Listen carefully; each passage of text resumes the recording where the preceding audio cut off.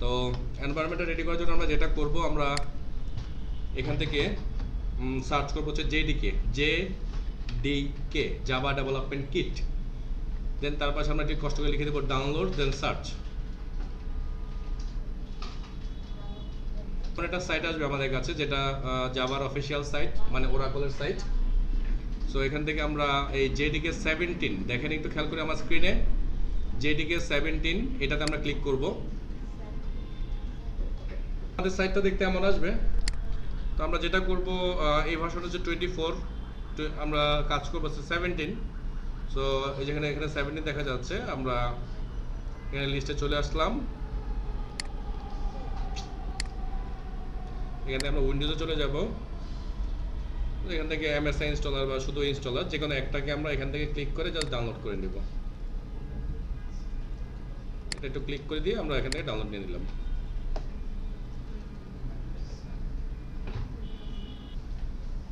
আচ্ছা, সো ডাউনলোডটা হতে থাকুক আস্তে আস্তে। আমরা যেটা করি, আমরা একটু কিছু লেখাপড়া এগিয়ে নেই। সো লাস্ট ক্লাসে বা আমরা লাস্ট যেদিন একটু গল্পগুজব করেছিলাম, সেদিন আপনাদের সাথে একটু ভ্যারিয়েবল নিয়ে আমি কথা বলেছিলাম। সো প্রতিটা প্রোগ্রামের জন্য ভ্যারিয়েবলটা খুবই গুরুত্বপূর্ণ। তো বলেছিলাম ভ্যারিয়েবলটা কি, এটার নাম, তাই না? এটার নাম কিসের নাম? আমাদের কম্পিউটারের মেমোরির নাম। কারণ আমাদের কম্পিউটারের মধ্যে কিছু মেমোরিকে আমরা দখল করি, সেই দখলকৃত জায়গার একটা নামকরণ করি একটা ভ্যারিয়েবল দিয়ে, এবং ওই জায়গায় আমাদের কাঙ্ক্ষিত ভ্যালুকে আমরা স্টোর করে রাখি। তো যখনই আমরা সেই ভ্যারিয়েবলটাকে ইউজ করি, ওই ভ্যারিয়েবলটা যেটা করে আমাদেরকে ওই ভ্যালুটাকে রিপ্রেজেন্ট করে। ঠিক আছে? তো ভ্যারিয়েবল সম্পর্কে জানার জন্য আমাদের, মানে জাভাতে ভ্যারিয়েবল নিয়ে কাজ করার জন্য আরেকটা জিনিস আমাদেরকে জানতে হবে, সেটা হচ্ছে কি এই স্ট্রাকচারটা। আমরা জাভাতে ভ্যারিয়েবলকে কিভাবে ডিক্লেয়ার করব। সো ভ্যারিয়েবলকে ডিক্লেয়ার করতে হলে জাভাতে রুলস হচ্ছে গিয়ে, আগে আমাদেরকে বলে দিতে হবে যে আমরা যে ভ্যারিয়েবলটা ডিক্লেয়ার করতেছি এটা কোন টাইপের, কোন প্রকার। ওকে, তারপর আমরা ভ্যারিয়েবলটার নাম ডিক্লেয়ার করব, তারপর একটা ইকুয়াল সাইন ব্যবহার করব, দেন আমরা আমাদের কাঙ্ক্ষিত ভ্যালুটাকে ওটার মধ্যে স্টোর করব, এবং সবার শেষে একটা সেমিকোলন দিয়ে আমরা লাইনটাকে ক্লোজ করব। সো সেমিকোলন না দিলে কিন্তু আমরা এরর পাবো এখান থেকে। ঠিক আছে? সো অবশ্যই সেমিকোলন দিতে হবে। যদিও আমরা যে আইডিই ব্যবহার করব সেখানে সেমিকোলন না দিলে আমাদেরকে সামনে মুভ করতেই দিবে না। সো আমরা না চাইলেও সেমিকোলন আমাদেরকে দিতেই হবে। হ্যাঁ, আচ্ছা, এটা ছিল একটা বেসিক ধারণা। আর কিছু গল্প আমি লাস্ট ক্লাসে করেছিলাম। সো আমাদের মূল গল্প হচ্ছে এখানে। এটা সম্পর্কে একটু কথা বলেছিলাম, আবার বলবো, বিকজ অনেকে যেহেতু নতুন আছেন। সো ডেটা টাইপ, তো যেহেতু আমরা দেখেছি যে ভ্যারিয়েবল লেখার সময় শুরুতে আমাদেরকে ডেটা টাইপ কি সেটা বলতে হয়, তাহলে অবশ্যই জানতে হবে যে কি কি ডেটা টাইপ জাভাতে সাপোর্ট করে, তাই না? তো জাভাতে মূলত ডাটা টাইপ হচ্ছে 8টা, এবং এটাকে বলা হয় primitive data type. So primitive শব্দটা মানে আদিম, পুরাতন, প্রাচীন, এমন কিছু একটা আর কি। হ্যাঁ, তো আদিম, পুরাতন, প্রাচীন যাই হোক, এই ডাটা টাইপগুলোই আমাদের জাভার হোল লাইফে কাজ করবে। নট অনলি জাভা, মোটামুটি সবগুলো প্রোগ্রামিং ল্যাঙ্গুয়েজেই এই ধরনের ডাটা টাইপগুলো আছে। হয়তো বা একটু নাম কম বেশি আছে, বা এত টাইপ, এখানে 8টা আছে, কোথাও 6টা আছে, কোথাও 4টা আছে, এরকম করে করা হয় এগুলো। ওকে, তো প্রথমে আমরা যে ডাটা টাইপটা দেখছি সেটা হচ্ছে বাইট। সো এই বাইটের মধ্যে আমরা যেটা রাখতে পারবো সেটা হচ্ছে কিছু নাম্বার রাখতে পারবো। সো যে নাম্বারগুলো হবে দশমিক ছাড়া নাম্বার বা উইদাউট ডেসিমাল পয়েন্ট, বা যেটাকে আমরা বলি পূর্ণ সংখ্যা বা ফুল নাম্বার। ওকে, তো এই বাইটের একটা স্টোরেজ লিমিট আছে। সো ওর স্টোরেজ লিমিট হচ্ছে 1 বাইট, মানে 8 বিট। তার মানে 8টা 0 এবং 1, এইটার কম্বিনেশনে আমরা যেই নাম্বার বানাতে পারবো। ইট মিনস, যদিও 8টা বলছি, একটা কিন্তু আবার সাইন বিট হিসাবে কাজ করে, মানে প্লাস না মাইনাস সেটা ডিপেন্ড করে। যেহেতু আপনারা অনেকেই কম্পিউটার সায়েন্স ব্যাকগ্রাউন্ডের বা এই রিলেটেড, আপনারা এটা ভালোই জানেন। সো 8টা বিটের মধ্যে 7টা বিট নাম্বারকে রিপ্রেজেন্ট করবে, এবং ফার্স্ট বিটটা হচ্ছে পজিটিভ নেগেটিভ এটাকে ডিফাইন করে, তাই না? তো এই 7টা মানে 0 1, অথবা আমরা যদি ধরে নিই 7টাই 1 আছে, মানে 1 1 1 1, এরকম 7টা 1 যদি বাইনারি নাম্বার হয়, তার ডেসিমেল নাম্বার বা তার মানে আমাদের সাধারণ ভাষায় দশমিক সংখ্যা যেটা আসবে সেটা হবে 127, মানে 127, 127। ঠিক আছে? হায়েস্ট নাম্বার এটাই। এটা দিয়ে আমরা বোঝাতে চাচ্ছি এমন যে আমরা যদি বাইট দিয়ে কোনো ডেটা টাইপকে ডিক্লেয়ার করি, ওইটার মধ্যে ম্যাক্সিমাম আমরা 127 এই ভ্যালুটাকে স্টোর করতে পারবো। সো আপনি যদি কোনো কারণে ওখানের মধ্যে 128 লিখেন, আপনাকে কিন্তু ইরর দিয়ে দিবে, লিখতে দিবে না। তার মানে ওর ক্ষমতার বাইরে চলে যাচ্ছে। ওকে, তারপরটা হচ্ছে শর্ট। এটাও সেম ওইটার মতোই, ও ফুল নাম্বারকে স্টোর করতে পারে, শুধু পার্থক্য হচ্ছে এতটুকু, ওর জায়গা একটু বেশি। আগে বাইটের জায়গা ছিল 1 বাইট, শর্টের জায়গা হচ্ছে 2 বাইট। তার মানে 16টা 0-1-এর কম্বিনেশন, ঠিক আছে? তো 16টা 0-1, তার মধ্যে একটা যেহেতু বাদ যাবে, তার মানে 15টা 1 যদি আমরা একসাথে লিখি বাইনারি নাম্বারে, এটা হায়েস্ট নাম্বার আসবে, যে লেখা আছে কত, হ্যাঁ, 32,767, আর যদি নেগেটিভ হয় তাহলে 68, ঠিক আছে?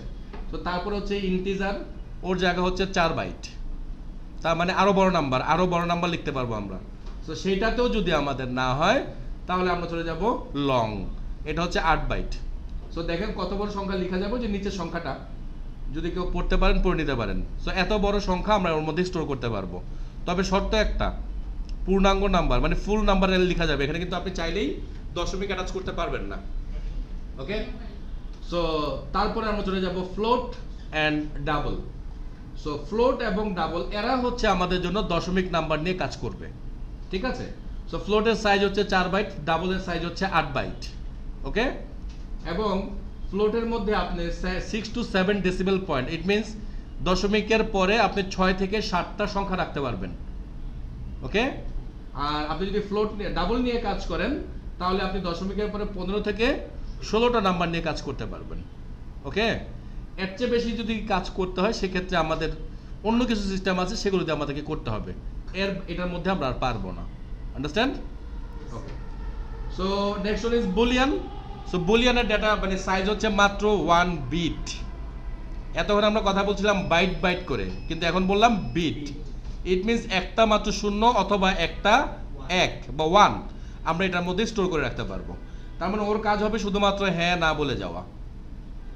এবং লাস্ট ক্লাসে আমি একটু মজা করে বলেছিলাম যে আমরা যারা ফেসবুকে বা এই ধরনের জায়গাগুলোতে অ্যাকাউন্ট ওপেন করি, ওইখানে একটা অপশন থাকে মেল, ফিমেল অর আদার।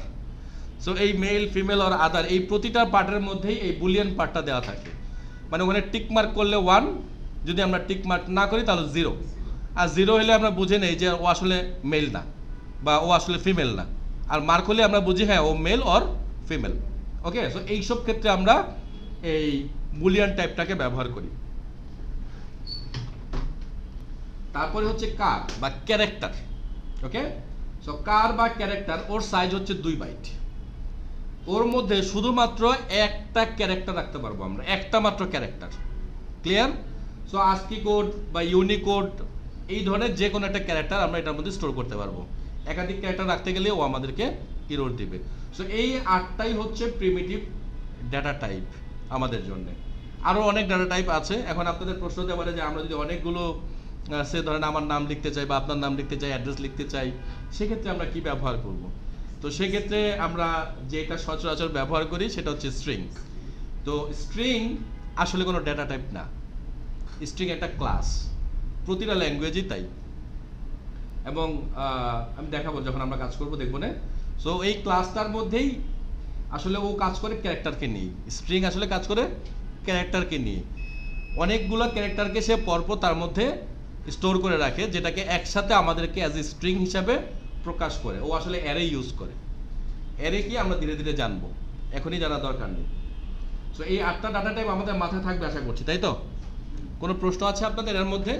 থাকলে করতে পারেন। এবার আমরা যে ব্যাপারটা সম্পর্কে জানবো সেটা হচ্ছে টাইপ কাস্টিং। টাইপ কাস্টিং করা বা আমাদের ভাষায় বা আমরা যে ভাষা ব্যবহার করি ওই ভাষায় এটাকে বলা হয় কনভার্ট করা। মানে একটা থেকে আরেকটাতে কনভার্ট করে নেয়া। কেমন কনভার্ট করে নেয়া? ধরেন স্ট্রিং লেখা আছে কিন্তু স্ট্রিং এর মধ্যে নাম্বার আছে, অথবা ধরেন ক্যারেক্টার আছে ওটার মধ্যে একটা নাম্বার লিখে দিচ্ছি আমরা ভুল করে। এখন ডাটার মধ্যে যেহেতু বা ডাটাবেজের মধ্যে যেহেতু অলরেডি ডাটা আছে, আপনি চাইলেই সেই ডাটা নষ্ট করতে পারবেন না। তো আপনাকে যদি ওটাকে নিয়ে কাজ করতে হয়, আপনি ওটা টাইপ চেঞ্জ করে কাজ করবেন আপনার প্রোগ্রামে। ডাটাবেজে কোনো এফেক্ট আপনি করতে পারবেন না। সো ডাটাবেজে যেহেতু আমরা কোনো এফেক্ট করতে পারবো না, তাহলে আমাদেরকে কী করতে হবে? এটা টাইপটাকে পরিবর্তন করে ফেলতে হবে। সো এক টাইপ থেকে আরেক টাইপে চেঞ্জ করে নেওয়াটাকেই প্রোগ্রামের ভাষায় বলা হয় টাইপ কাস্টিং। ঠিক আছে, সো একটা টাইপ কাস্টিংকে বলা হয় উইডিং, একটা বলা হয় ন্যারোয়িং। একটা হচ্ছে মানে একটা বড় আকারে, একটা হচ্ছে ছোট আকারে। তো ছোট আকারে বা বড় আকারে বলতে মিন করতেছে এরকম, আপনি ছোট টাইপ থেকে যদি বড় টাইপে যান, বা সিম্পলি আমি ইজি করে বলি, ধরেন আমাদের শর্ট টাইপে কিছু একটা ভ্যালু আছে শর্টে, তো শর্টের সাইজ কত 2 বাইট, আমি চাচ্ছি ওটাকে ইন্টিজারে ব্যবহার করতে বা ইন্টিজারের সাথে কোনো একটা অপারেশন কমপ্লিট করতে। অপারেশন মিনস আমি বুঝাচ্ছি, ধরেন কোনো একটা অ্যারিথমেটিক অপারেশন হতে পারে, যোগ বিয়োগ গুণ ভাগ আমি করতে চাচ্ছি। তাহলে একটা ইন্টিজারের সাথে যখন আমি একটা শর্টকে এই ধরনের অ্যারিথমেটিক অপারেশন করব, ও যে রেজাল্টটা আমাকে পাবলিশ করবে সেই রেজাল্টটা কিন্তু হবে অলওয়েজ বড় টাইপের। ইট মিনস ইন্টিজার টাইপে আসবে, শর্টে আর রেজাল্ট আসবে না। বুঝতে পারছেন? তার মানে কি হলো দেখেন, ও কিন্তু নিজেকে টাইপকাস্ট করে ফেললো। সো এটা হচ্ছে গিয়ে এই ওয়াইডিং বলতেছে আর কি। আর ন্যারোয়িং বলতে আমরা মিন করতেছি আমরা বড়টাকে ছোটতে নিয়ে আসবো। ধরেন আমরা কাজ করতেছি, আমাদের ওখানে একটা সংখ্যা আছে যেটা কথা 128 অথবা এর কাছাকাছি কোনো একটা নাম্বার। এখন আমি দেখতেছি যে আমি ইন্টিজার ইউজ করছি, কিন্তু আমার বাকি যে ডাটাগুলো আছে সেগুলো শর্টে রাখা আছে। তাহলে আমি যেটা করব, এই ইন্টিজারকে এখন আমি শর্টে কনভার্ট করে দেন আগে যে শর্ট ডাটাগুলো আমার কাছে আছে তার সাথে আমি অ্যারিথমেটিক অপারেশন কমপ্লিট করব, এবং আলটিমেট রেজাল্ট কিন্তু আমাকে শর্টেই দিবে। সো এইসব ক্ষেত্রে আমাকে যেটা করতে হবে, ম্যানুয়ালি ওকে কনভার্ট করে দিতে হবে। আগে কিন্তু আমি ম্যানুয়ালি কনভার্ট করিনি, যা যোগ করে দিয়েছি ও অটোমেটিক কনভার্ট করে দিয়েছে। সেই জন্য এটাকে বলা হচ্ছে ওয়েডিং। আর ন্যারোয়িং বলতে আমরা মিন করতেছি বড়টাকে আস্তে আস্তে আমরা চাইলে ছোট করে নিয়ে আসবো। তার মানে আমি ইন্টিজার থেকে আমি শর্টে চলে যাচ্ছি, ছোট জায়গায় চলে যাচ্ছি, এইটাকে বলা হচ্ছে ন্যারোয়িং। ক্লিয়ার? এখানে আর জানা কিছু নাই, আমরা সরাসরি মূল জায়গায় চলে আসি, সেটা হচ্ছে অপারেটর। সো যেহেতু আমরা প্রোগ্রামিং করব, অনেক ধরনের অপারেটর আমাদের কাছে আছে এবং সেই অপারেটরগুলোকে নিয়ে আমাদের বিভিন্ন ধরনের কাজ করতে হবে। তো চলেন কি কি অপারেটর আছে আমরা একটু দেখি। আমার মাউসটা আমার একটু বেশি কাজ করে মাঝে মাঝে। আচ্ছা, যাই হোক, সো এখানে প্রথমে বলা হচ্ছে অ্যারিথমেটিক অপারেশন, অ্যাসাইনমেন্ট অপারেশন বা operator, comparison operator, logical operator and bitwise operator. ঠিক আছে? সো অ্যারিথমেটিক অপারেটর আমরা সেই ছোটোবেলা থেকে প্রচুর ব্যবহার করে এসেছি। সেগুলো হচ্ছে একদম সিম্পল যোগ বিয়োগ গুণ ভাগ, আর কিছুই না। তবে হ্যাঁ, নিচের দিক থেকে 2-3টা চিহ্ন আছে, যে চিহ্নগুলোকে আমাদের একটু কনফিউশন তৈরি করে প্রোগ্রামের ক্ষেত্রে, বিশেষ করে তার মধ্যে একটা হচ্ছে এই মডিউলাস। সো মডিউলাস দিয়ে কিন্তু আমরা যেটা করি সেটা হচ্ছে আমরা রিমাইন্ডার বা ভাগশেষকে বের করি। লাইক 5/3, বা আমি লিখলাম এখানে 5 মডিউলাস সাইন দেন 3, তাহলে তার অ্যান্সারটা আসবে কত? 2 বা 2। কেন? কারণ তার রিমাইন্ডার বা ভাগশেষ হচ্ছে 2। তো এই জায়গাটা একটু মেন্টালি মানে ভালো করে মাথার মধ্যে জমা করে রাখেন যে এটা আমাদের আম ভাষায় পার্সেন্টেজের মতো কাজ করবে না। ওকে, আচ্ছা, তারপরে যে অপারেটরটা আছে 2টা প্লাস সাইন দেয়া, যেটাকে আমাদের প্রোগ্রামের ভাষায় আমরা বলবো ইনক্রিমেন্ট অপারেটর। সো ওর কাজ হচ্ছে অটোমেটিক এক এক করে মানে এটাকে বাড়িয়ে দিবে। সো একবার করে অপারেশন কমপ্লিট হবে, সে এক এক করে বাড়িয়ে দেবে। বিশেষ করে আমরা লুপ যখন চালাবো, এই লুপের জন্য ওকে আমরা ব্যবহার করব। একের বেশি কিন্তু সে কখনোই যাবে না। এর বেশি যদি করতে হয় তাহলে আমাদেরকে অন্য কাজ করে এটাকে করাতে হবে। বাট এই চিহ্ন ব্যবহার করলে এক এক করেই বাড়বে।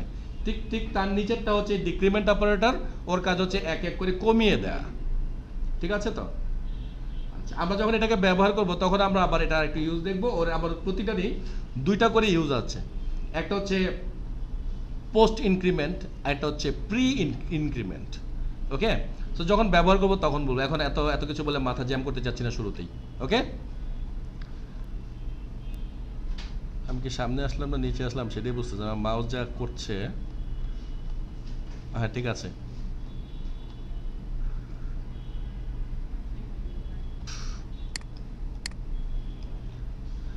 আচ্ছা, এখন আমরা যেটা দেখছি সেটা হচ্ছে গিয়ে অ্যাসাইনমেন্ট অপারেটর।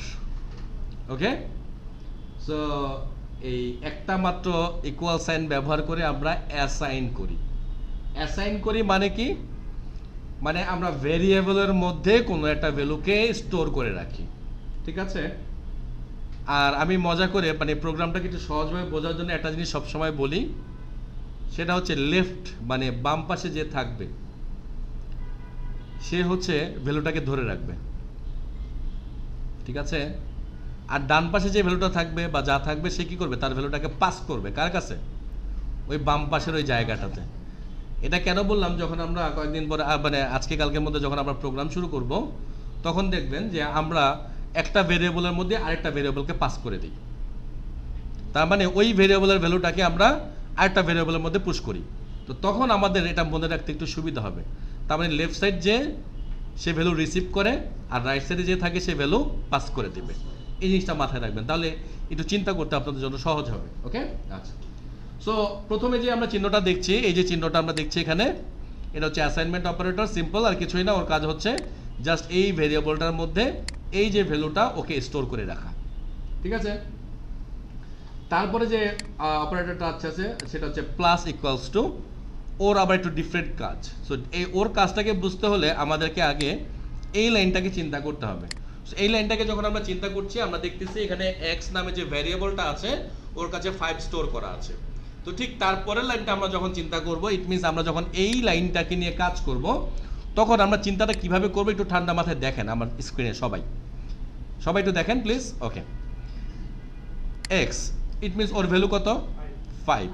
তারপরে চিহ্নটা কি, প্লাস, তার মানে আমরা যোগ করব কাকে, 3কে, কত হলো 8। ইট মিনস এই অপারেশনটা যদি ফুললি কমপ্লিট হয় তখন এক্স এর ভ্যালু হয়ে যাবে 8। তার মানে হচ্ছে এই কথাটা দেখেন, একটু ঠান্ডা মাথায় দেখেন, নিজের মতো করে আরেকবার মাথায় চিন্তাটা করেন। সো দিস ওয়ান, এটা হচ্ছে কি, কম্পারিজন অপারেটর। সো কম্পারিজন এই কথাটা দিয়েই আমরা বুঝতে পারতেছি আমাদেরকে তুলনা করতে বলতেছে, ওর সাথে ওকে, ওর সাথে ওকে, তাই তো? সো এতক্ষণ আমরা যেটা ব্যবহার করছি সেটা হচ্ছে সিঙ্গল ইকুয়াল সাইন, যেটাকে আমরা বলছিলাম অ্যাসাইনমেন্ট অপারেটর। আর এখন আমরা দেখতেছি ডাবল ইকুয়াল সাইন, এইটাকেই আমরা বলবো মেনলি ইকুয়াল সাইন আমাদের প্রোগ্রামের ভাষা হচ্ছে। কারণ এই ডাবল ইকুয়াল সাইন দিয়েই আমরা ইকুয়ালিটি টেস্ট করি, মানে left side and right side equal কিনা, বা তাদের কাছে যে ভ্যালুগুলো আছে সেই ভ্যালুগুলো ইকুয়াল কিনা। আন্ডারস্ট্যান্ড? ওকে। তারপর যে সাইনটা আছে এক্সক্লেমেটরি সাইন, বা আমরা বাংলায় যাকে বলি আশ্চর্যবোধক চিহ্ন, দেন তারপর একটা ইকুয়াল সাইন, এটাকে আমরা বলছি নট ইকুয়াল। তার মানে ও বলবে এইটা আর এটা সমান না, অসমান হইলেই সে আমাদেরকে একটা প্রপার অ্যান্সার দিবে। এবার একটু বলি, এই assignment operator, sorry, comparison operator আমরা যেগুলো ব্যবহার করব, ও কিন্তু অলওয়েজ আমাদেরকে অ্যান্সার দিবে বুলিয়ানে, মানে ওর অ্যান্সার হবে হ্যাঁ আর না, এক বিটে, 0 অথবা 1 বা 1 or 0 যাই হোক। তার মানে যখন আমরা বলবো যে দুইটা ইকুয়াল কিনা, যদি ইকুয়াল হয় তাহলে সে আমাদেরকে বলবে ট্রু। সো ট্রু মিনস 1 আর 0 মানে ফলস। সো এই সবগুলো অপারেটরের কাজই হবে আমাকে শুধুমাত্র ট্রু আর ফলস বলে দিবে, আর কিচ্ছু না। ওর এই ট্রু এবং ফলসের উপর ভিত্তি করে আমার যে পরবর্তী যে কাজগুলো আছে সে কাজগুলো আমি এখানে কমপ্লিট করবো। ক্লিয়ার? ওকে। সো দেন জানি তো নাকি, greater than and then less than and greater than equal and less than equal. Okay, so এগুলোর এক্সপ্লেনেশন দরকার আছে? জানি তো সবাই টুকটাক নাকি? ওকে, থ্যাংক ইউ। এবার আমরা দেখবো লজিক্যাল অপারেটর। ওকে, সো আগেটা ছিল কম্পারিজন, এবার হচ্ছে লজিক্যাল। সো ওই কম্পারিজনটাকেই আমরা লজিক্যালে ব্যবহার করব একটু বড় আকারে। যেমন এখানে দেওয়া হচ্ছে দুইটা অ্যান্ড সাইন, যেটাকে আমরা বলছি লজিক্যাল অ্যান্ড। ওই যে আপনারা অ্যান্ড গেট, অর গেট, নর গেট এগুলো পড়ছেন না, কাইন্ড অফ এটাই। সো এই দুইটা অ্যান্ড মানে ওখানকার ওই সেই and gate. So and gate মানে কি, দুই পাশে যখন 1 থাকবে তখন শুধুমাত্র তার অ্যান্সার আসবে 1। ইট মিনস দুই প্রান্ত থেকেই যদি ট্রু অ্যান্সার আসে তাহলে সে আমাদেরকে অ্যান্সার দেবে 1, মানে ট্রু। যদি কোনো এক প্রান্ত ফলস হয়ে যায়, ধরেন 3টা কন্ডিশন আছে। আপনার নাম কি স্যার? আপনার নাম কি? মিম। আপনার? বুঝিনি। মুসলিমা। আর আপনি? জহির। আচ্ছা, আমি বলতেছি যদি মুসলিমা কালকে ক্লাসে না আসে, যদি কি মিম কালকে ক্লাসে না আসে, যদি জহির কালকে ক্লাসে না আসে, তাহলে ক্লাস হবে না। এখন দেখা গেল ওদের মধ্যে দুজন আসছে, একজন আসেনি, তাহলে কি হবে? ক্লাস হবে না? হবে না? হবে না। এই রুলস অনুযায়ী হবে না। কেন? কারণ আমি এই রুলসে বলেছি সবাইকেই ট্রু হইতে হবে, তার মানে সবাইকে আসতে হবে। এই 3 জনকে থাকতেই হবে, না থাকলে আমি ক্লাস করাবো না। 2 জন আসলে হবে না, 1 জন আসলে হবে না, 3 জনকেই থাকতে হবে। ক্লিয়ার? তার মানে আপনার তিনটা কন্ডিশনকেই কোয়ালিফাই করতে হবে এখানে, দেন আলটিমেটলি ও আমাকে ট্রু অ্যান্সার পাঠাবে। কোনো একটা পার্ট যদি ফলস হয়ে যায় আমরা ওকে ফলস করে দেব। ক্লিয়ার? এখন বলেন তো এটা কোথায় ইউজ হয়? আমরা প্রতিদিন ব্যবহার করি এমন একটা জায়গায় এটা ইউজ হয়, কোথায় সেটা? অলমোস্ট প্রতিদিন ব্যবহার করি। আচ্ছা, সো এখন আমরা জানবো হচ্ছে স্ট্রিং সম্পর্কে। হ্যাঁ, তো স্ট্রিং বলতেছি, দেখেন, string variable contain a collection of character surrounded by double quote. তার মানে ডাবল কোটেশন যে মার্কটা আছে সেটার মধ্যে আমরা এই ভ্যালুগুলোকে স্টোর করব, এবং বলছে কালেকশন অফ ক্যারেক্টার মানে অনেকগুলো ক্যারেক্টারের কম্বিনেশন এখানে থাকবে। তার মানে একাধিক ক্যারেক্টার আমরা এখানে লিখতে পারবো। হ্যাঁ, আচ্ছা, এখানে অনেক কিছু অ্যাডভান্স চলে গেছে, আমি কিছু কথা একটু শেয়ার করি আপনাদের সাথে। মানে আমরা যখন প্রোগ্রাম করব তখন দেখতে পাবেন যে এই ধরনের যে ক্লাসগুলো যেগুলো জাভার বানানো, মানে এটা তো জাভা আগে থেকে আমাদের জন্য বানিয়ে রেখেছে, তেমন অনেক ক্লাস আছে, হাজার হাজার ক্লাস আমাদের জন্য বানানো আছে। তো এই ক্লাসগুলোকে নিয়ে যখন আমরা কাজ করব তখন যেটা করতে হয়, এই ক্লাসগুলোকে ইম্পোর্ট করতে হয় প্রোগ্রামের মধ্যে। ইম্পোর্ট করতে হয় বলতে আমরা বলে দেই যে এইটা কোত্থেকে আসতেছে, তার রুটটা আমরা এখানে প্রোগ্রামে বলে রাখি। কিন্তু এই স্ট্রিং ক্লাস, ম্যাথ ক্লাস এইগুলোকে যখন আমরা ব্যবহার করব তখন আমাদের এই ইম্পোর্টটা করতে হয় না। সো করতে না হওয়ার কারণটা হচ্ছে এটা যে এই যে ক্লাসগুলো, এই ক্লাসগুলো জাভার ল্যাঙ্গুয়েজ প্যাকেজের অন্তর্ভুক্ত। মানে যখন আমরা কাজ করবো আর একটু ডিটেলস বলবো, দেখাবো। সো অনেকগুলো এরকম প্যাকেজ করা আছে আমাদের জন্য। তার মধ্যে খুব পপুলার প্যাকেজের মধ্যে একটা হচ্ছে ইউটিল প্যাকেজ। ওটার মধ্যে প্রচুর জিনিসপত্র করা আছে আমাদের জন্য। ডেট নিয়ে কীভাবে কাজ করতে হবে, টাইম নিয়ে কীভাবে কাজ করতে হবে, তারপর অ্যারে নিয়ে কীভাবে কাজ করব, এই ধরনের ইনস্ট্রাকশনগুলো ওইটার মধ্যে দেওয়া আছে ইউটিলের মধ্যে। আর আরেকটা ক্লাস হচ্ছে, আরেকটা প্যাকেজের নাম বললাম আমি, যে ল্যাঙ্গুয়েজ ক্লাস, যেটাকে বলা হয় java.lang, LANG। এই ল্যাঙ্গুয়েজ প্যাকেজের অন্তর্ভুক্ত যে ক্লাসগুলো আছে, অনেকগুলো ক্লাস আছে এটার মধ্যে। সো এই ক্লাসগুলোকে আমরা যখন ব্যবহার করব তখন আমাদের ইম্পোর্ট করতে হয় না। ইম্পোর্ট করতে হয় না এই কারণেই, এটাকে বলা হয় নেটিভ প্যাকেজ। নেটিভ মানে কি জানেন তো নাকি? ছোটোবেলায় আমরা পড়ছি না, নেটিভ ভিলেজ, নেটিভ এটা সেটা, এরকম মানে কি নিজের, এবং খুব মানে একান্তই নিজের আর কি, এত কাছের আর কি। ঠিক আছে? সো এই ল্যাঙ্গুয়েজ প্যাকেজটাকে বলা হয় জন্য নেটিভ ক্লাস। তো এখানকার যে ক্লাসগুলো আছে এগুলো সব তার একদম নিজস্ব জিনিস, তো যার কারণে এগুলোকে আর বাইরে থেকে ইম্পোর্ট করতে হয় না। কিন্তু এছাড়া যতগুলো আমরা ব্যবহার করব সবগুলোকে বাইরে থেকে ইম্পোর্ট করতে হবে, এবং আমরা যখন কোড লিখব কোডের উপর আমাদেরকে বলে দিতে হবে যে এটা কোড থেকে আসতেছে। ঠিক আছে? যদি আমরা না বলি তাহলে ও কোড রান করবে না, এরর আসবে, কারণ তার সোর্স যদি সে খুঁজে না পায় তাহলে চলবে না। ক্লিয়ার? আচ্ছা, সো যেহেতু এটা একটা ক্লাস, ক্লাস মিন্স কি সেটাও একটু শেয়ার করি আপনার সাথে। ক্লাস অনেকক্ষণ যাবত বলছি। আপনারা HTML করেছেন? করেনি এরকম কেউ আছেন? তার মানে সবাই আমরা কম বেশি করেছি HTML, তাই তো? সো HTML এক একটা যে ফাইল থাকে সেই ফাইলগুলোকে আমরা একটা HTML ফাইল বলি। আর জাভাতে আমাদের এরকম যে এক একটা ফাইল থাকে এগুলোকে আমরা জাভার ভাষায় বলি ক্লাস। সো এক একটা ক্লাসের মধ্যে প্রচুর কোড থাকে, অনেক মেথড, অনেক কিছু থাকবে এটার মধ্যে। সো এই কোডগুলো এরকম লেখা আছে এটার মধ্যে। আমরা শুধু তার কাছ থেকে তার সুবিধাগুলোকে নিয়ে ব্যবহার করব, কারণ এত কোড আমরা লিখলে পাগল হয়ে যাব ম্যানেজ করতে গিয়ে। তো যার কারণে আমরা এই লাইব্রেরিগুলোকে ব্যবহার করবো। এগুলোকে আবার অনেকে লাইব্রেরিও বলে। সো অনেকগুলো লেখা কোড আছে, এই কোডগুলোকে জাস্ট আমরা ইউজ করা শুরু করব। তো এটার মধ্যে আবার বেশ কিছু মেথড আছে। তার মধ্যে একটা মেথডের নাম হচ্ছে লেংথ। সো এই লেংথের কাজ হচ্ছে গিয়ে আমরা গুনতে পারবো যে এখানে কতটা ক্যারেক্টার আছে, এবং মজার ব্যাপার হচ্ছে স্পেস, এইটাও কিন্তু একটা ক্যারেক্টার হিসাবে কাউন্ট হবে। তার মানে আপনারা যদি ওর সাথে গুনাগুনি করেন তাহলে আপনাদের সাথে একটা মিসআন্ডারস্ট্যান্ডিং হতে পারে, এই জন্য আগে শেয়ার করলাম। মানে একটা স্পেস, একটা ডট, এই জিনিসগুলো যেগুলো আছে এগুলো কিন্তু সবগুলোকেই সে এক একটা করে ক্যারেক্টার হিসাবে কাউন্ট করবে, কারণ এই প্রতিটারই কিন্তু এক একটা করে আস্কি কোড বা ইউনিকোড আছে। ঠিক আছে? তো দেখেন এখানে দেখাচ্ছে আমাদেরকে একটা ভ্যারিয়েবল ধরে, যে এভাবে আমরা লিখছি স্ট্রিং। তার মানে আমরা যেটা বলেছিলাম যে শুরুতে একটা ডেটা টাইপ, তারপর বলেছিলাম একটা নাম, ওরা বলেছে txt, যেটাকে আমরা ভ্যারিয়েবল হিসেবে চিনব। ঠিক তারপরে বলেছে যে স্ট্রিংকে অবশ্যই কোথায় রাখতে হবে, ডাবল কোটের মধ্যে রাখতে হবে। সো ডাবল কোট আমরা শুরু করলাম আর এখানে শেষ করলাম। এর মাঝে আমরা যা কিছু লিখব সব স্ট্রিং হয়ে যাবে। এটার মধ্যে যদি আপনি নাম্বারও লিখেন সেই নাম্বারটাও স্ট্রিং হয়ে যাবে। ওই নাম্বারের ক্যাপাসিটি হারিয়ে ফেলবে তখন। ক্লিয়ার? সো এটাকে যদি আবার নাম্বার হিসাবে জ্যান্ত করতে হয় তাহলে আমাদেরকে টাইপকাস্ট করতে হবে। বলেছেন একটু আগে। সো টাইপকাস্ট করে ওকে আমাদের টাইপে কনভার্ট করে এনে দেন নাম্বার হিসাবে যে অপারেশন করার দরকার সেটাকে কমপ্লিট করতে পারবো, তার আগে না। ওকে, আচ্ছা। আরও প্রচুর মেথড আছে, এটার মধ্যে কম করে হলো প্রায় 46টা মেথড আছে এই স্ট্রিং ক্লাসের মধ্যে, এবং এই মেথডগুলো খুবই কাজের এবং খুবই গুরুত্বপূর্ণ।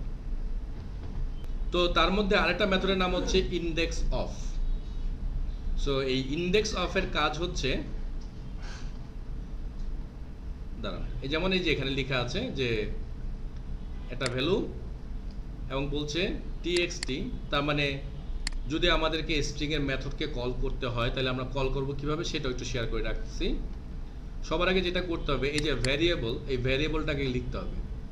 লিখার পরে তারপর আমরা ডট দিব, it means full stop use করব। তো যখনই আমরা ডট দিব তখনই দেখবেন বিশাল একটা লিস্ট দেখাচ্ছে আমাদেরকে। ওই লিস্টের মধ্যে লেংথ থাকবে প্রায় এরকম 46টা মেথড, বা কম বেশি হতে পারে নতুন ভার্সনগুলোতে। এরকম 46টা মেথড আপনাকে শো করবে, আপনার যেটা লাগবে সেটা আপনি ব্যবহার করবেন। তো তার মধ্যে একটা মেথড হচ্ছে ইন্ডেক্স অফ। তো ইন্ডেক্স কথাটা যেহেতু এসে গেছে, তার আগে আমি আরেকটু আলোচনা করতে চাচ্ছি, সেটা হচ্ছে গিয়ে এই স্ট্রিং, এই ভ্যারিয়েবলের মধ্যে আমরা যে ভ্যালুগুলোকে রাখছি, এই ভ্যালুগুলোকে ও আসলে বলছিলাম শুরুতেই যে ও এটাকে একটা অ্যারের মধ্যে রেখে দিয়েছে, এবং প্রতিটা অ্যারেতে একটা করে ক্যারেক্টার রাখা আছে। তার মানে ক্যারেক্টারের অ্যারে বানানো আছে এখানে। তার মানে ওই যে এখানে লেখা আছে না PLEASC, প্লিজ। সো ও কী করতেছে, একটার মধ্যে রাখছে পি, একটার মধ্যে ই, একটার মধ্যে এইভাবে একটা করে ভ্যারিয়েবল স্টোর করে আমাদেরকে এখানে দেখাচ্ছে। সো একটা ভ্যারিয়েবলের মধ্যে অনেকগুলো ভ্যালুকে স্টোর করতে হলে আমরা যেটা ব্যবহার করি সেটা হচ্ছে অ্যারে, বা পাইথন টাইথন এই ধরনের ল্যাঙ্গুয়েজগুলোতে বলা হয় লিস্ট। ঠিক আছে? তো এই যে একটা করে ক্যারেক্টার, কোন ক্যারেক্টারটা কোথায় আছে, কোন ক্যারেক্টারটা কোথায় বসবে, তারও কিন্তু একটা হিসেব নিকেশ আছে। তো এই হিসেব নিকেশটাই মেইনলি করা হয় ইন্ডেক্স দিয়ে। তো সবসময় আমরা স্ট্রিংয়ের এবং অ্যারের দুইটাই শেয়ার করছি। ইন্ডেক্স আমরা যখন কাউন্ট করব তখন আমাদেরকে ইন্ডেক্স কাউন্ট করতে হবে 0 থেকে। তার মানে আমরা যদি বলি 0 পজিশনে এখন কে আছে, তাহলে ফার্স্ট ক্যারেক্টারটা আছে 0 পজিশনে। তার মানে ক্রমান্বয়ে আমরা গুনে যাব 0 1 2 3 এইভাবে গুনে যাব। সো গুনে গেলে আমরা বুঝতে পারবো যে ওই পজিশনগুলোকে আমরা মিন করতেছি। তো ওই পজিশনের মধ্যে যেই ভ্যালুটা স্টোর করা আছে সেই রিপ্লাইটা আমাদেরকে দেখাবে। ওকে? সো ইন্ডেক্স অফের কাজ হচ্ছে এই কাজটাই করে দেয়া। সো আপনি যদি বলেন এখানে এই যে ইন্ডেক্স অফের মাঝখানে এখানে ওরা তো লিখেছে লোকেট, আপনি যদি বলেন পি, তাহলে ও আপনাকে বলবে 0। তার মানে ইন্ডেক্স অফের কাজ হচ্ছে ওর পজিশনটাকে আপনাকে বলে দেয়া, ইন্ডেক্স নাম্বারটাকে আপনাকে বলে দিবে। এবং এটার প্রচুর কাজ আছে আমাদের প্রোগ্রাম, আমরা যখন মানে মূল প্রোগ্রাম যখন করি এই ইন্ডেক্স অফের অনেক কাজ থাকে। ওকে? সো সার্চিংয়ের জন্য হতে পারে, যেমন ধরেন এখানে সবগুলো কথার কথা এমন হতে পারে যে আমরা একটা ফর্মের মধ্যে অনেকগুলো ডাটা পেয়েছি, যে ডাটাগুলো ধরেন নাম সবগুলো স্মল লেটার লিখে দিচ্ছি। তো আমরা তো জানি যে নামের শুরুর অক্ষরটা ক্যাপিটাল হয়, তারপরে স্পেসের পরে যে অক্ষরটা আসবে আবার সেটাও ক্যাপিটাল হবে। তাহলে এটা কি করব, আমরা একটা করে চেঞ্জ করব, হাজার নাম আমরা কি করব, আমরা প্রোগ্রাম বানিয়ে দেব। আমরা বলবো ফার্স্ট মানে 0 ইন্ডেক্সেরটাকে যেটাই আছে সেটাকে তুমি ক্যাপিটাল করো। ওকে? তারপর আবার বলবো যেখানে স্পেস আছে স্পেসের পরে যে ক্যারেক্টারটা আছে সেটাকেও তুমি ক্যাপিটাল করে দাও। তাইলে এখানে যদি 2 লাখ 5 লাখ 10 লাখ ডাটাও থাকে, ও 30 সেকেন্ড 25 সেকেন্ডের মধ্যে আপনার সব কাজ কমপ্লিট করে দেবে। কিন্তু যেটা আপনি করতে গেলে বেশ সময় লাগবে এবং 100% আপনি ভুল করবেন। 1000 ডাটা নিয়ে যদি আপনি কাজ করেন, কম করলে 50টা ডাটা লিখতে আপনার ভুল হবে, কিন্তু ও কিন্তু নির্ভুলভাবে কাজটা কমপ্লিট করে দেবে। সো এমন অনেক উপকারী মেথড এটার মধ্যে দেওয়া আছে, তার মধ্যে একটা হচ্ছে ইন্ডেক্স অফ। ওকে? আরও আছে, দেখাচ্ছি, প্রচুর মেথড আছে আরও। তারপরে যে পার্টটা আছে সেটার নাম হচ্ছে স্ট্রিং কনকেটিনেশন, বা সংক্ষেপে আমরা যেটাকে বলি কনকেট। সো কনকেট মানে হচ্ছে সিম্পল জিনিস জোড়া লাগিয়ে দেওয়া। ঠিক আছে? সো জাভাতে এই প্লাস যে সাইনটা আছে ওর কাজ দুইটা, একটা হচ্ছে অ্যারিথমেটিক প্লাস করা, আর একটা কাজ হচ্ছে এই কনকেট করে দেয়া। যেমন এই দেখেন এখানে লেখা আছে, দেখ আপনার কি স্ক্রিনটা ভালো দেখছেন তো নাকি অ্যাটলিস্ট? ওকে, সো এখানে লেখা আছে দেখেন first name John, last name Doe. এবারে লিখছে ফার্স্ট নেম প্লাস, তারপর কি করলো ডাবল কোট দিল। সো ডাবল কোট মানে কি স্ট্রিং, এবং তার মাঝখানে কিন্তু আবার একটা স্পেস দেওয়া আছে, খেয়াল করছেন তো, জায়গা আছে কিন্তু মাঝে। তার মানে কি করতেছে ফার্স্ট নেম তারপর একটা খালি জায়গা যোগ করলো, দেন আবার একটা প্লাস সাইন দিয়ে আবার কি করলো লাস্ট নামটাকে যোগ করে দিল। তার মানে আলটিমেটলি আমরা কি করলাম একটা ফুল নেম পেলাম এবং মাঝে একটা স্পেসও পেলাম। এই যে স্টাইলটা, এই স্টাইলটাকে প্রোগ্রামের ভাষায় বলা হয় কনকেট। ক্লিয়ার? হ্যাঁ, কারণ ডাবল কোটেশন মানে হচ্ছে স্ট্রিং সাইন, স্ট্রিং সাইনের মধ্যে একটা ফাঁকা মানে হচ্ছে স্পেস। আর এটা যদি আপনি ধরেন এই প্লাস সাইনটা যদি আপনি অন্য কোথাও ইউজ করেন স্ট্রিং ছাড়া, তখন কিন্তু আর এই কনকেটের কাছে করবে না। ঠিক আছে? সো খুব স্ট্রিক্ট এই জায়গাটায়। তো এবার আমি এখানে আবার অ্যালাইন ইউজ করতেছি, জাস্ট আরেকবার রান করছি।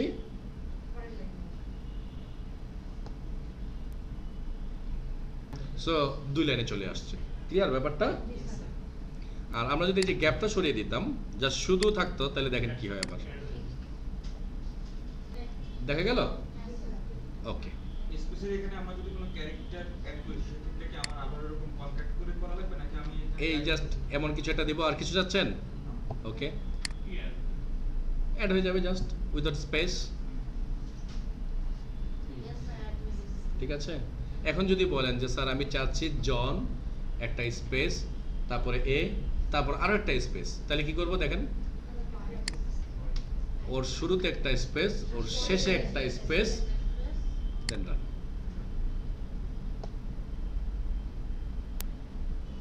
ওকে, আচ্ছা আরেকটা জিনিস একটু শেয়ার করি, কনকেট নামে একটা মেথডও বানানো আছে।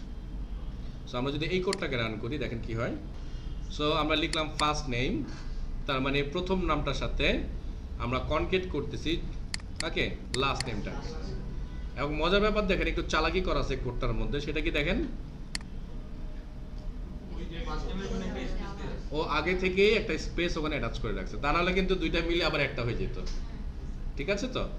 সো এই জন্য আমরা যেটা করি, আমরা মেথড না ইউজ করে সরাসরি প্লাস সাইনটাকে বেশি ব্যবহার করি, কারণ এটা একটু বেশি সহজ লাগে মনে হয়, তাই না? ওকে, সো এটাও হতে পারে, আসতে পারে প্রোগ্রামে ভেরি সুন। আচ্ছা, যেহেতু আমাদের এটা ডাউনলোড হয়েছে, এটাকে আমি ইনস্টল করে নিই। ও শিট, ওয়েট, আগে জেডিকে ইনস্টল করতে হবে, দুঃখিত। কারণ জেডিকে ইনস্টল না করে এটা করলে কিন্তু বিপদ হয়ে যাবে, এটা ইনস্টল হবেই না, এক সময় আপনাকে ইরর দিবে। এই জন্য সবার আগে জেডিকে ইনস্টল করে নিচ্ছি আমি। ভেরি সিম্পল, এগুলোতে কোনো ঝামেলা নেই।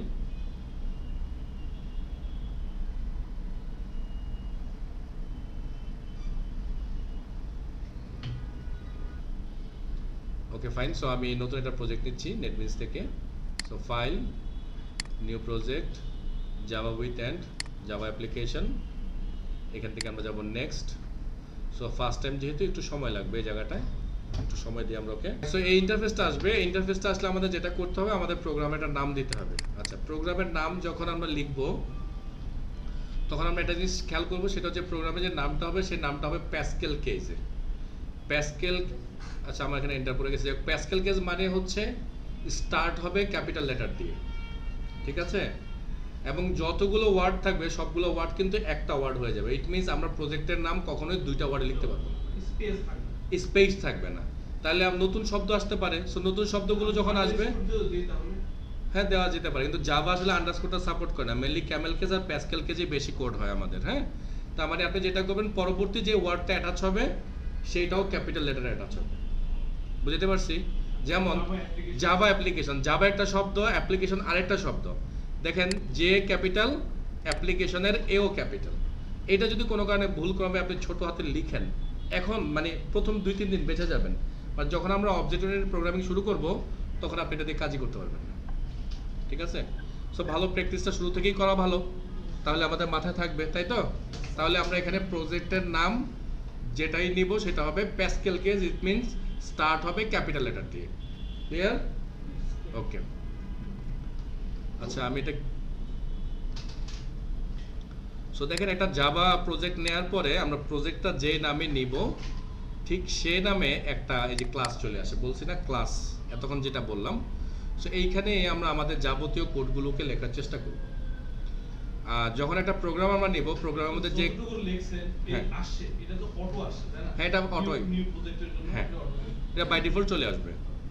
আচ্ছা, আর এই যে পার্টটা, অ্যাপ্লিকেশন জাভা অ্যাপ্লিকেশন 1 যেটা এই অ্যাপ্লিকেশন যে আমি নিলাম এটা কিন্তু বাই ডিফল্ট আমার ডকুমেন্টে সেভ হয়ে গেছে, যেহেতু আমি কোনো মানে জায়গা সেট করে দেইনি। হ্যাঁ, সো ডকুমেন্টে একটা ফোল্ডার আসবে, এই যে দেখেন, সেটা আমি এই যে ডকুমেন্ট, নেটবিনস কোথায় আছে দেখেন তো,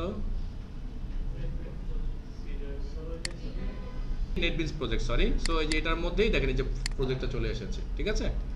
ওকে, তো যদিও আপনারা এটাকে চেঞ্জ করে রাখবেন, আমি যেহেতু একটু তাড়াহুড়া করে নিয়ে নিচ্ছি যার কারণে এটা হয়নি। আর এটাকে যে জুম করার জন্য আমরা যেটা করব, অল্টার ধরে মাউসের চাকাকে উপর নিচ করব, অল্টার, হ্যাঁ, কন্ট্রোল না, কারণ সব জায়গাতে আমরা কন্ট্রোল ইউজ করি, এই একটা জায়গায় আপনাকে ইউজ করতে হবে অল্টার। সো এই হচ্ছে ব্যাপার। আর এই যে জায়গাটা, এইটাকে বলা হচ্ছে মেইন মেথড। দেখেন মেথডের নামও লেখা আছে মেইন। সো মেইন মেথড মানে হচ্ছে এটা হচ্ছে জাভার বা জাভা প্রোগ্রামের স্টার্ট পয়েন্ট, মানে প্রোগ্রামটা স্টার্ট হবে এই জায়গাটা থেকে, এই জায়গা থেকে স্টার্ট হয়ে এবার আপনি কোথা থেকে এটাকে নেভিগেট করবেন বাকিটা চেঞ্জ ডিপেন্ড করবে আপনার নেভিগেশনের উপরে, তো স্টার্ট পয়েন্ট এটা। সো এটাকে আমি মজা করে বলি এটা হচ্ছে একটা বাড়ির মেন গেট, এটা হচ্ছে জাভার মেন গেট। সো এই গেট দিয়ে আপনাকে জাভা প্রোগ্রামের মধ্যে প্রবেশ করতে হবে, ক্লিয়ার? আর আপাতত আমরা যত কোড লিখবো এই কোডগুলো আমরা লিখবো এটার মধ্যেই। এখানে অনেক কিছু লেখা আছে, দেখেন শুরুতে লেখা আছে পাবলিক, তারপর একটা শব্দ লেখা আছে স্ট্যাটিক, তারপর একটা শব্দ লেখা আছে ভয়েড, তারপর একটা নাম, তারপর লিখেছে স্ট্রিং, তারপর একটা স্পেশাল সাইন যেটাকে আমরা বলি অ্যারে সাইন বা আমাদের ভাষায় আমরা বলি থার্ড ব্র্যাকেট, দেন তারপর আবার একটা শব্দ লেখা আছে। সো এগুলোর মানে আমরা একটু ধীরে ধীরে জানবো, এগুলো একসাথে বলে ফেললে মাথার মধ্যে খুব এলোমেলো হয়ে যাবে। সো এটার মধ্যে আজকে আমরা যাচ্ছি না, আমরা একটু কোডের মধ্যে চলে যাবো, যে আমরা যে ডাটা টাইপটা একটু শিখে আসলাম বা যে অপারেটরগুলো দেখলাম সেইগুলো সম্পর্কে একটু ধারণা নেওয়ার চেষ্টা করবে জায়গাটার মধ্যে, ঠিক আছে? সো চলেন স্টার্ট করি। এই যে লাইনগুলো দেখতেছেন এই লাইনগুলো তো কমেন্ট লাইন, এগুলো ফেলে দিলেও কিছু হবে না। হ্যাঁ, তারপরে যে উপরে এই লাইনগুলো ফেলে দিলেও কিছু হবে না যে পর্যন্ত। তারপর হচ্ছে যে এই লাইনগুলো এগুলো ফেলে দিতে হবে, এটাও ফেলে দেওয়া যাবে, এইটাকে ফেলে দেওয়া যাবে না। এটা খুবই গুরুত্বপূর্ণ লাইন, এটার মানে আস্তে আস্তে বলবো আপনাদেরকে। তাহলে এখানে আমরা চলে আসি, আমরা ডাটা টাইপটাকে একটু দেখবো, যেটা আমরা শিখলাম এখানে কিভাবে কাজ করে সেটা আমরা দেখার চেষ্টা করতেছি। তো আমি এটা ডাটা টাইপ নিচ্ছি, কি জানো, বাইট। আমি এটার নাম দিলাম এ আপাতত, কিন্তু একটু শেয়ার করি এবার। এখানে আমি আপাতত আপনাদের শেখানোর জন্য এ দিলাম, কিন্তু যখন আমরা ভালো প্রোগ্রাম বা বড় প্রোগ্রাম শুরু করব, এই প্রতিটা শব্দ কিন্তু হইতে হবে রেলিভেন্ট শব্দ। ইট মিনস আপনার ওই কাজ রিলেটেড শব্দ হতে হবে। সেরকম এবিসিডি দিয়ে গেলে একসময় আপনি নিজেই পাগল হয়ে যাবেন যে কোনটার মানে কি আর কোনটার মধ্যে কি রেখেছেন, ঠিক আছে? হ্যাঁ, সো অবশ্যই রেলিভেন্ট শব্দ ইউজ করবো, যেহেতু এখন আমরা প্রি লেভেলে আছি এই জন্য আমি এটা ইউজ করলাম। হ্যাঁ, ওকে। তো এখানে আমি একটা ভ্যালু পোস্ট করতে চাচ্ছি, সেই ভ্যালুটা লিখতেছি আমি 12,050 বা 1250 সামথিং কিছু একটা লিখলাম, কিন্তু লিখার পরে দেখেন ও আমাকে রেড মার্ক করতেছে। রেড মার্কটা তো দেখা যাচ্ছে না? আচ্ছা, সো রেড মার্ক করতেছে কেন? না স্যার, কারণ এই যে দেখেন এখানে একটা লাইট আছে দেখতেছেন তো, হলুদ লাইট। এই যে মাউসটা আমি রাখলাম, এবার একটু পরেন তো, দেখেন তো কি বলতেছে, incompatible types possible lossy conversion from int to byte. মানে ও বলতেছে যে তুমি যে ভেরিয়েবলটা টাইপ ধরছো সেই টাইপটা এই যে নাম্বারটা লিখছো বা ভ্যালুটা লিখছো তার জন্য কারেক্ট না, অ্যাকুরেট না। তো বলতেছে তুমি এটাকে ইন্টিজারে কনভার্ট করে দাও, তাহলে তুমি এই নাম্বারটাকে রাখতে পারবা। ওকে, তাহলে আমরা যেটা পড়েছিলাম যে ওর কাছে হায়েস্ট কত নাম্বার রাখা যাবে, 1 2 7, সো 1 2 5 রাখা যাবে, তাহলে zeros off, ক্লিয়ার? দেন শর্ট। ও আচ্ছা, একটু শেয়ার করি যে আমি লিখছি, দেখেন দুই একটা ক্যারেক্টার লিখে কিন্তু আমি একটা হেল্পলাইন ইউজ করতেছি। আমাদের এখানকার হেল্পলাইনটা হচ্ছে কন্ট্রোল স্পেস বার, কন্ট্রোল ধরে স্পেস বার, ঠিক আছে? সো আমাকে সাজেস্ট করতেছে তুমি কি চাও, দেখছেন? সো এন্টার, দেন আরেকটা ভ্যারিয়েবল বি, দেন এটার মধ্যে আমি একটা নাম্বার লিখতেছি, সো দিলাম। দেখেন আবারও সেই ইরর, কেন? ওই একই ব্যাপার, কারণ আমরা তার লিমিটের বাইরে চলে গেছি। ওকে, সো তার লিমিট কত, এটা হবে, আরেকটু বাড়াই, এটা হলো আরেকটু বাড়ালাম, এই যে ইরর, আর নিতে পারতেছে না, ক্লিয়ার? তো ইন্টিজার,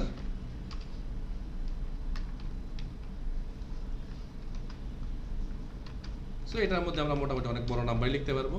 ও তারপরে এরর বেশি হয়ে গেছে, এবার ঠিক আছে। আর যদি নিতাম আমরা লং টি, বেশি বড় না, ও সরি সরি সরি, এটা ভুল করতেছি, এখানে একটা এল লিখতে হয়, দুঃখিত। তাই তো বললাম যে এত ছোট তো নেওয়ার কথা না।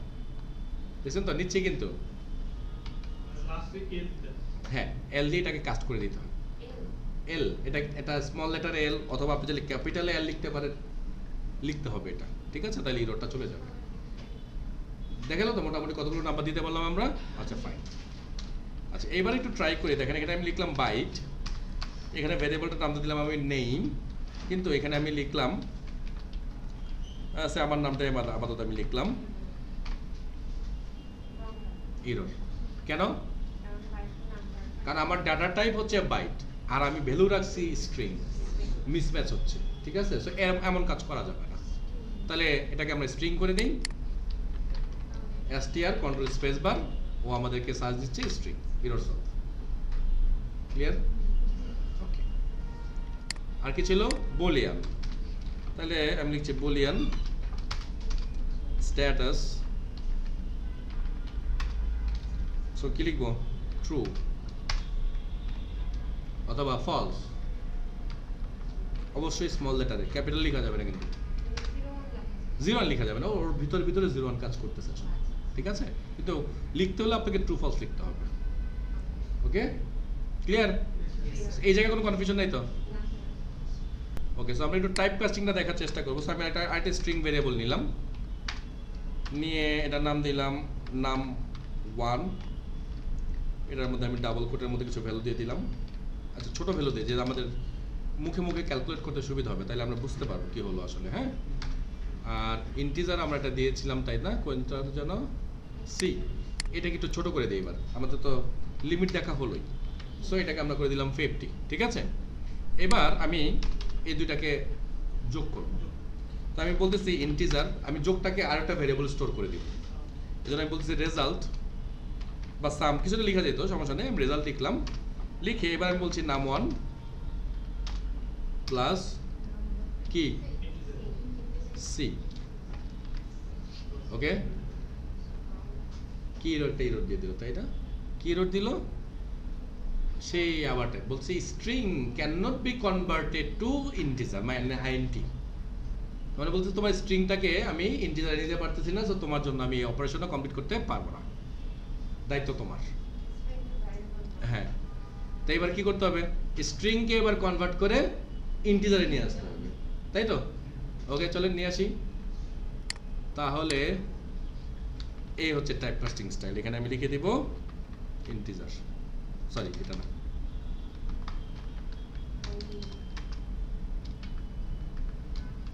দেখি এই কেন ঝামেলা করতেছে কেন? আগে করতে হবে ইন্টিজার ডট পার্স, দেখছেন তো? এই যে ও সার্চ করতেছে যে তুমি কি এগুলো চাচ্ছ কিনা। সো আমি চাচ্ছি প্রথমটাই, এবং দেখেন তো কি লেখা আছে ভিতরে, ব্র্যাকেটটার মধ্যে কি লেখা আছে? স্ট্রিং। তার মানে ও বলতেছে যে তুমি আমাকে একটা স্ট্রিং ভ্যালু দিবা, আর বিনিময়ে আমি তোমাকে কি দিব?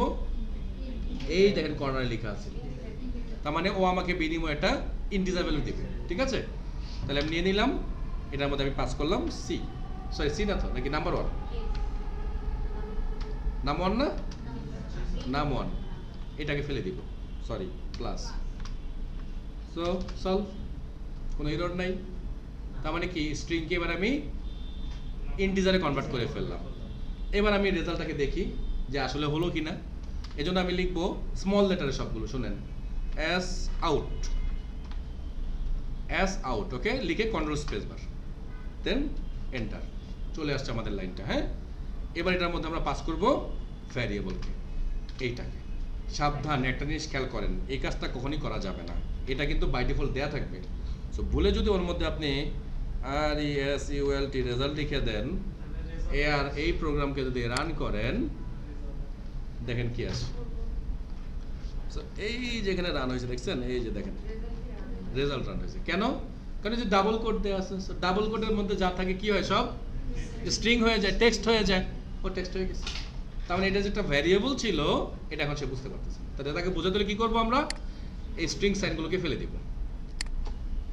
ডান। সো রান করছি আবার। সো 70, সো 50 আর 20 যোগ করে 70 বানিয়ে দিয়েছি। বুঝিনি স্যার, কোথায় কোথায় কোথায় কোথায় এটা এই এস দিয়ে, এই সাইনটা কিন্তু আমরা লিখি না, এটা অটোমেটিক আসতেছে, এটা দিয়ে বোঝাচ্ছি স্ট্রিং, যে এইটা একটা স্ট্রিং ভ্যারিয়েবল বা স্ট্রিং ভ্যালু। ক্লিয়ার? সমস্যা নাই। আপনার রান ইকুয়াল টু রানটা যেটা ক্লোনের পরে 70 চলে আসে, হ্যাঁ। যদি চাহিদার পাশে তাহলে কি করব? কি চান বলেন? এখানে দেখেন রানের পরে যেটা মতো আসে, রানের পরে 70 নিচে আসে, হুম। 70 আমি চাই পাশে ক্লোনের পরে লাইন ব্রেক করতে হচ্ছে। না সরি, এটার পরে আসবে না, দুঃখিত। এটা ওর একটা স্ট্রাকচার, এই স্ট্রাকচার ব্রেকডাউন করা যাবে না, ঠিক আছে? আর কিছু চান? ER ইজ, এটা স্পেস, এই স্পেসটা যদি আমি আবার না দিই তাহলে রেজাল্ট কিন্তু মিশে যাবে, ঠিক আছে? সো এই স্পেসটা দিয়ে দিলাম। এবার আমি এটাকে রিরান করি। রিরান এখান থেকেও করা যায়, এইখান থেকেও করা যায়, দেখছেন? তো এখান থেকে করে দিলাম, সো হয়ে গেল, ঠিক আছে? সো স্ট্রিং এর মধ্যে আপনি যা লিখবেন হুবহু তাই আসবে, আর রেজাল্ট আমাদের ওখান থেকে প্রসেস হয়ে আসতেই আছে, সেই জন্য দুইটাকে কনভার্ট করতে হবে। আন্ডারস্ট্যান্ড? Yes sir. সো আমরা যেটা করি, আমরা আবার একটু অ্যাসর্ট করব, আর এই অ্যাসর্টটাকে আপাতত বন্ধ করে রাখবো। সো বন্ধ করার জন্য যেটা করতে পারি, আমরা কন্ট্রোল ধরে স্ল্যাশ, এটা আইকন আছে আমাদের কিবোর্ডে, তাই না? ওইটাতে প্রেস করতে পারি, প্রেস করলে অটোমেটিক কমেন্ট হয়ে যাবে। হ্যাঁ, অথবা আপনি যদি এই ম্যানুয়ালি হাতে লিখেও দিতে পারেন এটাকে। একবার কিন্তু প্রেস করছি আমি কন্ট্রোল ধরে, একবার স্ল্যাশ। ইভেন তো আর মজার ব্যাপার হচ্ছে, আপনি যদি 4-5 লাইন একসাথে ধরে কমেন্ট করে দিতে চান, সে এখান থেকে ধরে এই পর্যন্ত আমি কমেন্ট করে দিতে চাচ্ছি, সো সিলেক্ট করলাম, সেই কন্ট্রোল স্ল্যাশ, সবগুলো বন্ধ হয়ে গেল, কোড আছে, কাজ করবে না। আবার এটাকে যদি আনলক করতে চাই, আবার সিলেক্ট করে কন্ট্রোল স্ল্যাশ আনলক, ঠিক আছে? একই সুইচে কমেন্ট হবে, একই সুইচে আনকমেন্ট হবে। ক্লিয়ার? Control slash. ওকে, তাহলে এবার আমরা লিখবো আবারও S out, control space bar, enter. এটার মধ্যে আমরা লিখবো সি, তারপরে না সরি, এখানে আমরা একটা অপারেশন আগে লিখে নিব। আমরা বলবো সি প্লাস ইকুয়ালস টু 10, তাই তো নাকি? এবার আমরা এটার মধ্যে প্রিন্ট করব সি কে, কিন্তু সি কত ছিল সেটা কিন্তু দেখে নিই আমরা। 50 ছিল না? মাউস দুষ্টুমি করতে, এই সি ছিল আমাদের 50। ওকে, তাহলে এবার আমরা এটাকে আবার রিরান করি। তার মানে কি বলেছিলাম যে এটা অটোমেটিক প্লাস হবে, প্লাস এর নতুন ভ্যালুটা সি তে স্টোর হবে, তাই তো আমরা 60 পেলাম, তাই তো? তার মানে এখন কিন্তু সি এর ভ্যালু 60 হয়ে গেছে, এখন কিন্তু আর 50 নাই। তার মানে এর পরের লাইন থেকে আপনি যত অপারেশন তার সাথে কমপ্লিট করবেন সবগুলোতে কিন্তু সে 60 পাবে। হ্যাঁ, কিন্তু এটার আগে যদি, এই লাইনটার আগে যদি আমরা আবার কাজ করি তাহলে কিন্তু আবার তার মান 50। বুঝতে পারতেছি? ওকে, তাহলে নতুন নতুন ভ্যালুটা চলে আসবে, কারণ জায়গা তো একটাই, বক্স তো একটাই, বক্সের মধ্যে যদি রিপ্লেস হয়ে যায় তা আগেটা তো থাকছে না, এই জন্য পাচ্ছি না। আর এখানে আসা মানে হচ্ছে এটা রিপ্লেস হয়ে গেল, আর এখানে যদি আমরা না আসি তাহলে রিপ্লেস হয়নি, তার মানে আমরা আগের ভ্যালুটাই পাচ্ছি। ক্লিয়ার? ওকে, আচ্ছা, এগুলোতে দেখলাম। এবার আমরা একটু ওই যে আমরা যে কম্পারিজন অপারেটরটা দেখলাম সেটাকে একটু চেক করি। সো ডিরেক্টলি আমরা এখানে লিখে চেক করি, সে আমরা লিখছি 10 is less than 20, এটা কি ট্রু? ট্রু না ফলস আসবে? ট্রু আসবে তো? ওকে, সো রান করে দেখি ট্রু আসে কিনা। আসছে? সো আমরা জাস্ট একটু চেঞ্জ করে দিই। তার মানে আমরা খুব সহজেই বুঝতেছি যে কম্পারিজন অপারেটরগুলো আমাদের জন্য প্রপারলি কাজ করতেছে। তাহলে এইবার এখানে দিলাম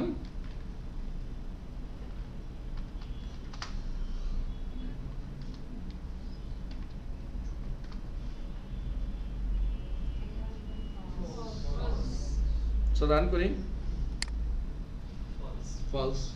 কারণ এই পার্ট ট্রু, কিন্তু এই পার্ট তো ট্রু হয়নি। তো যার কারণে আমরা যেটা জানলাম যে এন্ডের যে কাজ সব প্রান্ত থেকে তাকে ট্রু অ্যান্সার আসতেই হবে। সো একটা যেহেতু আসেনি ফলস করে দিচ্ছি। কিন্তু মজার ব্যাপার যদি আমরা যদি এই সাইনটা ব্যবহার করে দিই, সরি,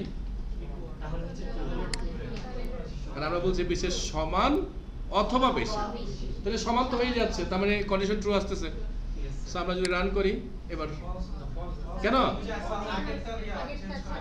ও এটা তো false, sorry sorry sorry sorry আমি খেয়াল করিনি, দুঃখিত স্যার। হ্যাঁ, থ্যাংক ইউ। সো এইবার আমরা চালাই, এবার ট্রু আসতেছে। ক্লিয়ার? Okay fine. স্ট্রিং এর একটা ছোট পার্ট আছে, সেটা বলা হচ্ছে স্পেশাল ক্যারেক্টার। স্পেশাল ক্যারেক্টার এই স্ল্যাশটাকে বিন করা হচ্ছে। সো এটা কি স্ল্যাশ জানেন? Back slash. এটা কোথায় আছে জানেন তো? কিবোর্ডে এন্টারের পাশে একটা সুইচ আছে, দেখেন, ওই সুইচটা ইউজ করে আমরা এটা পাবো। ওকে, সো এটা কিন্তু নরমাল স্ল্যাশ না। আচ্ছা, এই স্ল্যাশের কাজ কি? সো ধরেন, একটু আমার স্ক্রিনে প্লিজ, আমরা চাচ্ছি একটা কিছু লিখতে। সে আমরা লিখলাম হি সেজ দ্যাট, আমরা এখানে একটা ডাবল কোট ইউজ করতে চাই। হয় না অনেক সময় অনেক কোট থাকে না, ডাবল কোটের মধ্যে আমরা বলি যে ওই মনীষী বলেছে, সে মনীষী বলেছে, এরকম কোট আমরা দিই না। কিন্তু এই ক্ষেত্রে কিন্তু আমরা এটার এত সহজে দিতে পারবো না। না দিতে পারার কারণ কি? বিকজ ডাবল কোটের এখানে স্পেশাল মিনিং আছে। তো ডাবল কোটের এই স্পেশাল মিনিংটাকে বন্ধ করার জন্য আপনাকে যেটা করতে হবে, এই চিহ্নটাকে ব্যবহার করতে হবে। এই চিহ্নের পর যখন আপনি ডাবল কোট দিবেন, তখনও বুঝে নিচ্ছে যে এই ডাবল কোটটা স্পেশাল না, তার মানে এটা একটা নর্মাল ক্যারেক্টার, সামথিং কিছু একটা। আবার একটা ব্ল্যাক স্ল্যাশ, আবারও এই কোড, দেন এখানে একটা আছে। ক্লিয়ার? এখন যদি এটাকে আমরা রান করি, দেখেন এটা আসছে। তার মানে এই ডাবল কোডটাকে আনার জন্যই আমাকে এই চিহ্নটাকে ব্যবহার করতে হয়েছে। এখন আপনি যদি বলেন যে না আমি এই ব্যাক স্ল্যাশটাকে প্রিন্ট করতে চাই, তাহলে কি করব?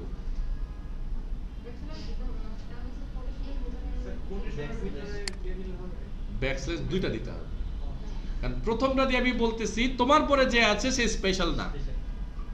ক্লিয়ার? তো স্পেশাল না মানে কিন্তু নরমাল ক্যারেক্টার, তখন সে প্রিন্ট হবে। ওকে, সো কেন কেন কেন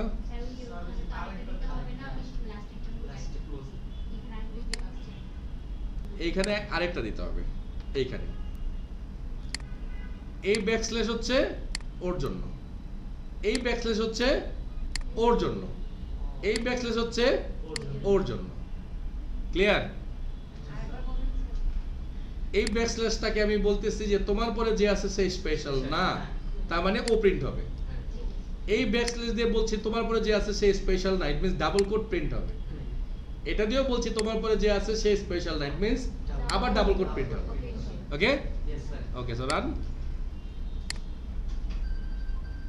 আসে? ওকে।